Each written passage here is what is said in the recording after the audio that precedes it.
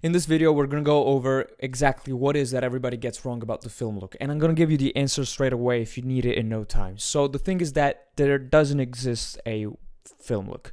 Like, this is the lie that you've been told, that to have a film look, you need to do A, then comes B, C, D, E, and blah, blah, blah. And in this order, because you get the film look. And if you don't do B in this order, it doesn't look like film, because film looks like blah, blah, blah, all bullshit. So the real reason, like the film look, like, you need to understand, listen, I know that 90% of you are beginners, so you need to learn. There isn't just a particular film stock. How does film actually work? Do you know how film works? I'm going to tell you, I worked on film. Like, I color grade things shot on film. I know how things look. So I'm going to explain to you really quickly. Before we start, if you don't know me, I am Giuseppe. I started off as a broke videographer, but now I am a remote colorist. If you don't know what a colorist is, I am basically somebody that gets paid just to color grade. So that's why you know that you can trust me, because this is my only job. Like, I need to be good at what I do. So that's why you know that I'm really talking about the real things. Now, on YouTube, nobody understands film looks.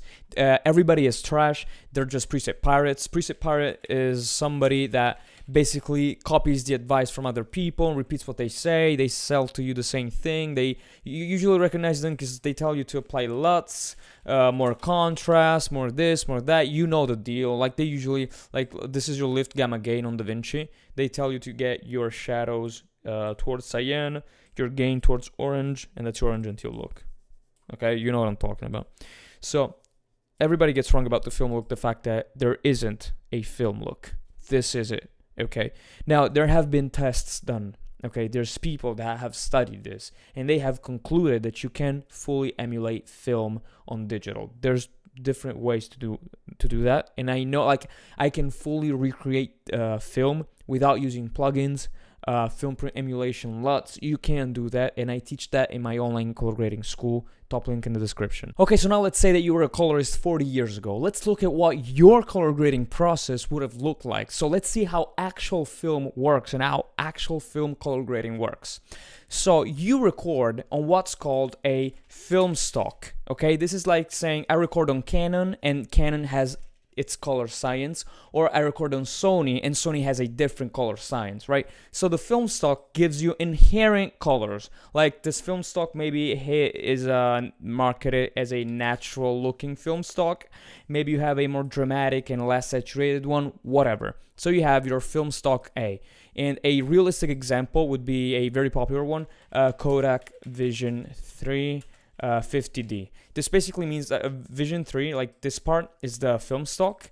50D just tells you, like, 50 is the ISO, and D stands for daylight. So white balance is neutral for daylight, basically.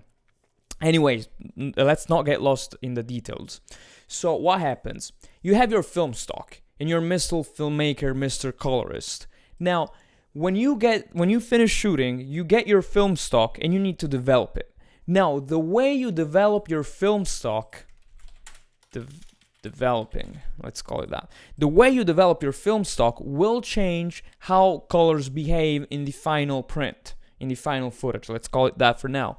So you have, like film stock, it's physical, it's chemical. There's a chemical reaction happening with the light that hits the stock and whatever.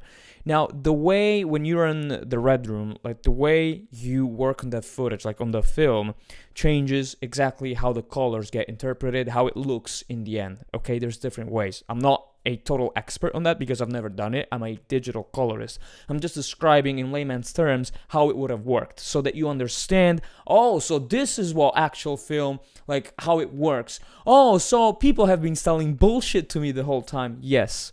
So you need to develop, and developing gives even more diverse results.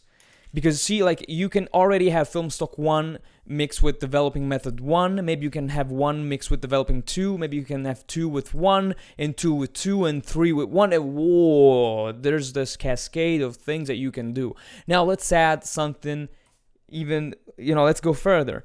Now, after developing, let's say you like it, now it needs to get printed. Basically, you need to save what you have done, and it needs to be saved for a projection for the theater and things like that. How do you do that? With film print stocks. So this is what people are actually teaching you when they say, "Oh, film print emulation." Film print emulation. You're not emulating all this. You're not doing shit. Okay, you're just emulating the film print. And like the most popular one, the one that you see everybody talking about, because like it can look very good and it was very popular back in the day, it was the Kodak 2383 basically.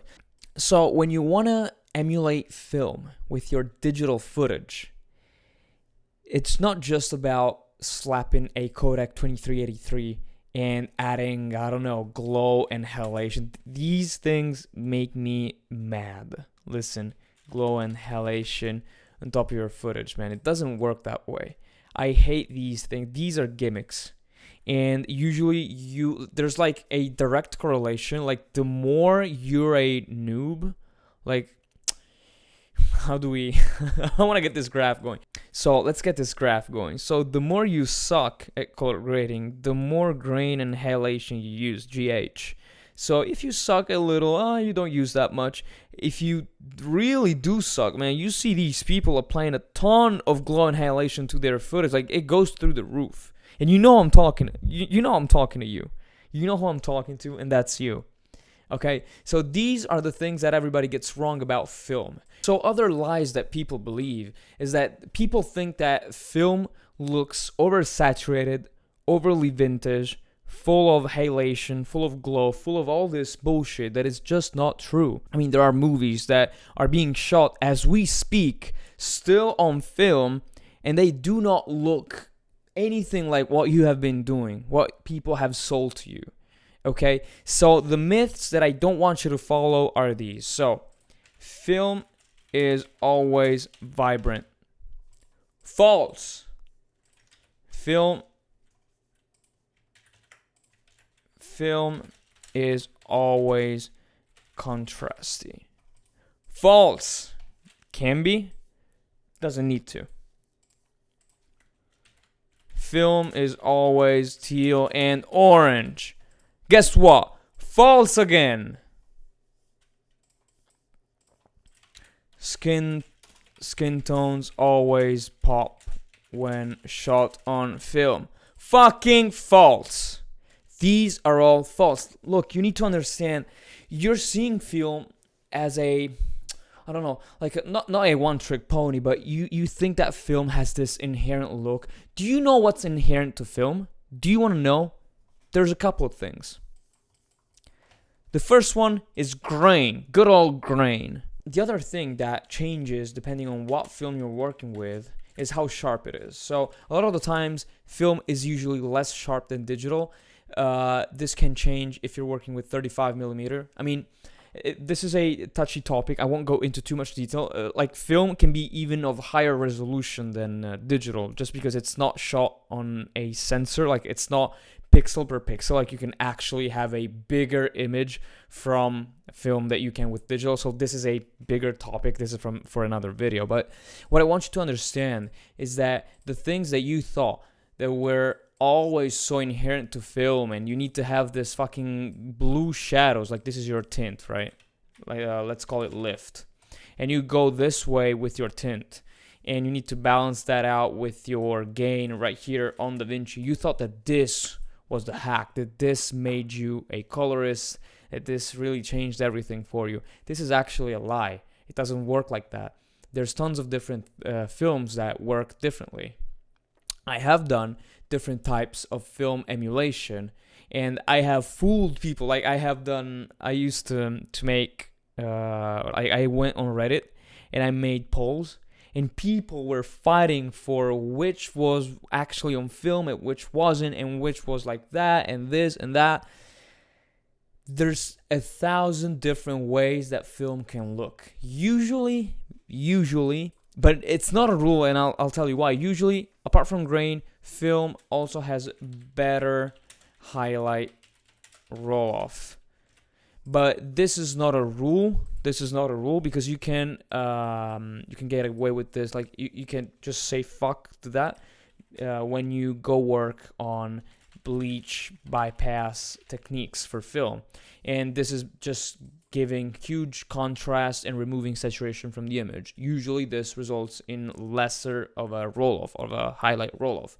Now granted, film still handles highlight better, but you see that with different developing methods, different film stocks, and different film prints, it all changes. Like it's like saying digital has a look. What do you mean digital has a look? Does your Red camera look the same as my Sony Alpha 6400 over here? No, it doesn't.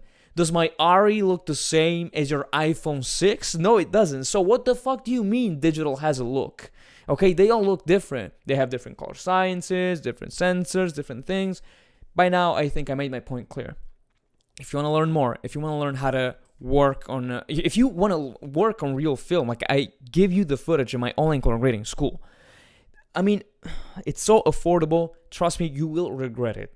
Go get the discount before it launches. It's almost in early access now. You can still get a discount. Go get it right now. Trust me, you will regret it. Okay? God bless you.